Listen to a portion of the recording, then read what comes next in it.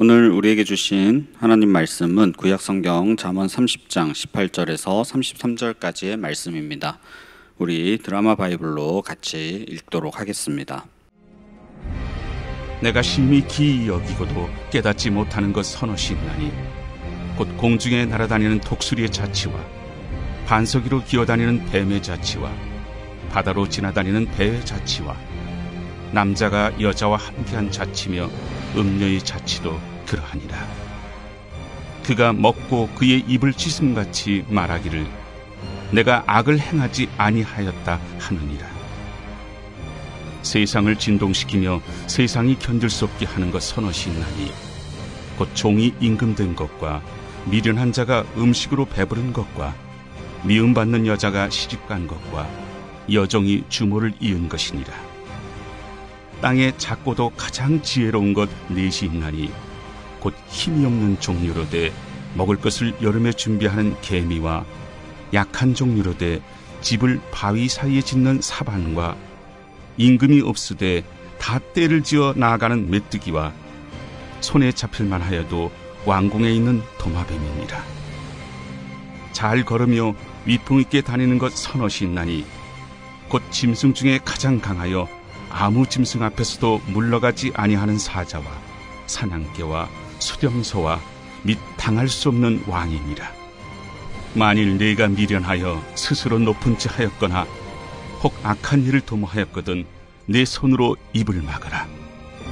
대저 젖을 저으면 엉긴 젖이 되고 코를 비틀면 피가 나는 것 같이 노를 격동하면 다툼이 남이니라.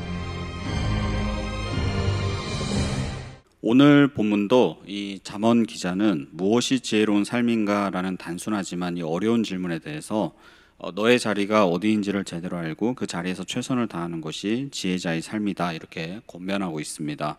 우선 미련한 사람은 눈에 보이지 않는다고 해서 이 결과값이 없다고 해서 이 죄가 성립되지 않는다 이렇게 착각한다라는 거예요. 그 내용이 18절부터 20절까지의 내용이죠.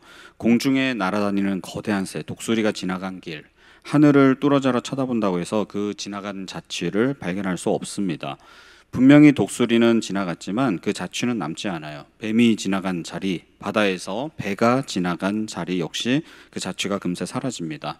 흔적이 없이 사라집니다. 음녀의 자취도 마찬가지다 이렇게 말하죠.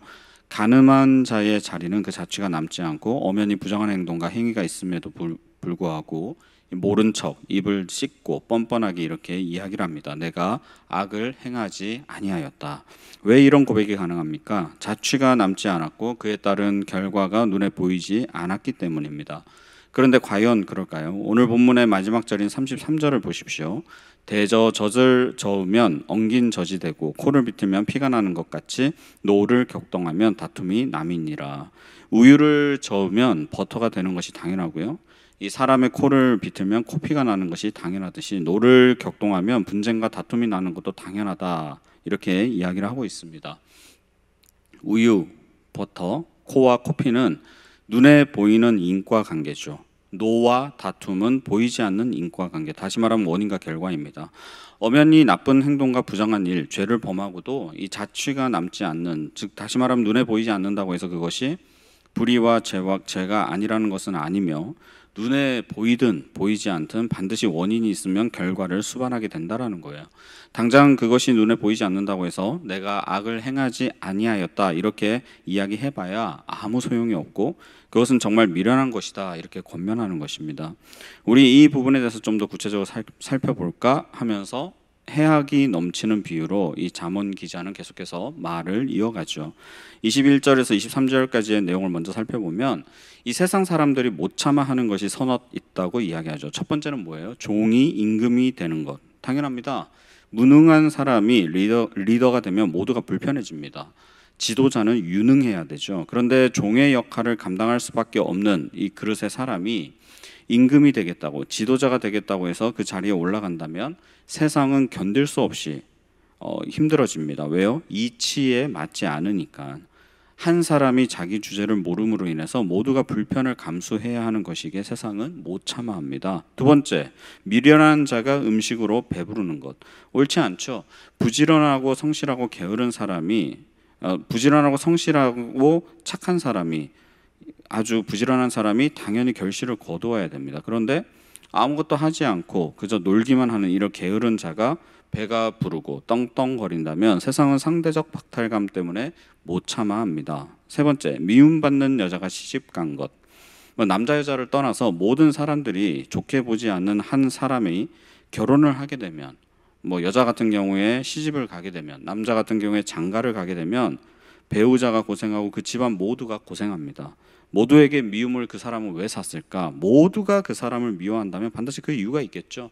상대방에 대한 호불호의 문제가 아니라 모두가 그를 미워한다면 분명 이유가 있는 것입니다. 그런데 그런 사람이 자신의 부정한 목적을 위해서 이 결혼 제도를 이용하게 된다면 그 배우자는 너무 힘들어지고 한 집안을 풍비박산 낼 수 있는 이 파괴적인 힘을 가지게 됩니다. 세상은 이것도 못 참아 하고요. 마지막으로 여종이 주모를 이은 것. 여기서 주모는 여주인인데 왕비를 뜻합니다. 이 또한 종이 임금이 된 것과 마찬가지죠. 무슨 말입니까? 자격과 능력이 없음에도 불구하고 이 주인 행세하려는 모습들을 보면 세상이 견딜 수 없어 한다라는 말입니다. 아담과 하와는 피조물임에도 불구하고 조물주, 다시 말하면 우주 만물의 주인이 되고 싶어 했습니다. 그래서 선악과를 먹었죠. 하나님은 그것 때문에 참지 않으셨습니다. 그것에 대해서 결코 그냥 넘기지 않으셨어요. 왜냐하면 하나님은 죄에 대해서 반드시 보응하시기 때문에 그렇습니다. 반면에 작고 보잘것없지만 지혜로운 곤충과 동물도 있다. 24절부터 28절까지가 바로 그 내용입니다. 개미는 정말 작은 존재이지만 부지런함으로 여름에 먹을 것을 미리 준비하는 지혜가 있고요. 사반, 다시 말하면 사막너구리인데, 이 사막너구리는 개체수가 작고 무리 활동을 하지 않기 때문에 이 맹수의 밥이 되기가 쉽습니다. 그래서 그 자신의 몸을 보호하기 위해서, 자신의 처지를 아니까 자신의 그 약한 처지를 나름 보호하기 위해서 바위 사이에 집을 짓고 스스로 자신을 지키는 지혜가 있고요. 리더가 없는 메뚜기, 그리고 하나하나는 보잘것없는 메뚜기, 그러나 떼를 지어 다니면서 엄청난 힘을 자랑하고, 메뚜기 떼 정말 무시무시하지 않습니까? 그런 지혜가 있고, 무리를 지어 다니는 지혜가 있고, 도마뱀 역시 손에 쉽게 잡히고 연약한 파충류에 불과하지만 고관대작집, 왕궁을 마음대로 넘나들 수 있고, 각자가 약하면 약한 대로 그 자리에서 지혜대로 살아가는 한낱 작은 밀물들보다도 이 미련한 사람이 더 못할 수 있다, 더 못하다라는 것이 잠언 기자의 이 해악이 넘치는 풍자를 우리가 볼 수가 있는 것이죠. 반면에 위풍당당한 힘을 자랑하는 이 왕과 같은 리더자의 자리에서 강력함을 자랑하는 맹수도 있습니다. 29절부터 31절까지 소개되는 사자, 사냥개, 수렴소 등이 있죠. 사자는 온갖 것들 앞에서 물러서지 않는 용맹함이 있고요. 사냥개, 이건 번역이 좀 잘못됐는데요. 수탉입니다. 구약 성경 전체에서 유일하게 이 수탉이라는 단어가 처음 사용되는데요. 암탉들 사이에서 외모를 뽐내며 걷는 모습을 상상하시면 되겠어요. 이 용기를 상징하고, 또 염소 무리의 우두머리인 순염소 역시 상당히 공격적인 위용을 가지고 있습니다. 이 짐승들은 그럴 만한 능력을 가지고 있기 때문에 그런 리더자의 위치에서 자신의 용맹함과 위용을 뽐내며 리더로서, 권세자로서 그 역할을 감당하는 것이죠. 결국 이 세상에서도 왕이라는 권세자는 이와 같은 이 자질과 능력과 힘을 보유한 사람이 그 자리에서 왕권, 이 권력을 행사하면서 군대 호위를 받아가면서 나라를 다스린다라는 것입니다. 스스로 왕의 자리에 올라서고 싶다고 해서 욕심의 문제가 아니죠. 올라설 수 있거나 내가 나를 높인다고 해서 높아지지 않는데도 불구하고 미련한 자는 자꾸 스스로 높아지려는 그런 교만함이 있더라는 것이죠. 32절입니다. 만일 네가 미련하여 스스로 높은 차 하였거나 혹 악한 일을 도모하였거든 내 손으로 입을 막으라. 에덴 동산 선악과 스캔들도 마찬가지고, 또 세상 만사도 마찬가지로 사람들은 능력이 없음에도 스스로 높은 채 하는 그런 미련함이 있더라. 이 32절 말씀처럼 네가 미련하여 스스로 높은 채 하였거나, 또 앞서 살펴보았듯이 아무런 자취가 남지 않는다고 해서 이 악한 일을 도모하는 사람들, 이들 모두에게 필요한 것은 절제와 겸손입니다. 내 손으로 입을 막으라. 입을 막아서라도 하나님을 경외하는 마음으로 자중하고 낮아져야 한다라는 것이죠. 예수님은 하늘 보좌에 앉아 계시면서 이 모든 존귀와 영광을 받으시기에 합당한 분이십니다.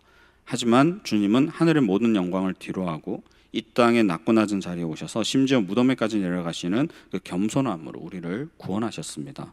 마땅히 높아지셔야 할 주님은 우리 때문에 낮아지셨는데 우리는 마땅히 낮아져야 하는 자들이 자고하여 높아지려는 그 교만함, 이 패역함이 있더라라는 것이죠.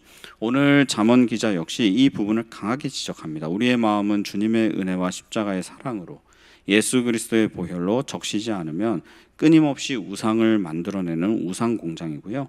우리를 위해 십자가를 대신 지시고 무덤에까지 내려가신 주님을 계속해서 우리가 기억하지 않으면 하늘 높은 줄 모르고 높아지려고 발악하는 것 역시 바로 우리의 속성입니다. 만약 주님이 하늘 보좌에 그대로 계셨고 그 높음과 존귀와 위엄을 유지하셨다면 우리는 결코 구원받지 못했을 것입니다. 오늘도 겸손의 왕으로 오셔서 우리를 위해 죽으시고 부활하신 주님을 바라보며 이 가난하고 애통한 마음으로 주님 앞에 엎드릴 때 주님의 크신 팔과 권능의 손으로 높여주시고 위로하여 주시며 하늘의 평강으로 덮어주시는 이 위로와 회복, 하나님의 사랑이 넘치는 하루가 되시기를 주님의 이름으로 축원합니다. 제가 기도하겠습니다. 하나님 아버지 감사합니다. 오늘도 우리에게 귀한 말씀을 통해 우리 사람이 가져야 할 위치와 본분이 무엇인지 그 깨닫게 하시니 감사합니다. 언제나 창조주이신 하나님을 경외하며 두렵고 떨린 마음으로 우리는 그 앞에서 겸허한 자세로 하나님만을 높이며 진정 예배하는 자들이 되게 하여 주시옵소서. 공의로우신 하나님은 우리를 구원하시기 위해 독생자 예수 그리스도를 이 땅에 보내시고 십자가를 통해 우리의 모든 죄를 사하여 주시고 의롭다 여겨주셨사오니 하나님의 그 놀라운 구원 계획과 희생적 사랑이 감사함으로 모든 일에 즐거이 헌신하는 자들이 되게 하여 주시옵소서. 나보다 남을 낮게 여기며 언제나 정직함과 부지런함으로 본분과 책임을 다하여 사명을 감당케 하시고 이것이 하나님께는 영광이 되는 거룩한 백성이 되게 하여 주시옵소서. 감사드리며 우리를 구원하신 예수님의 이름으로 기도합니다. 아멘.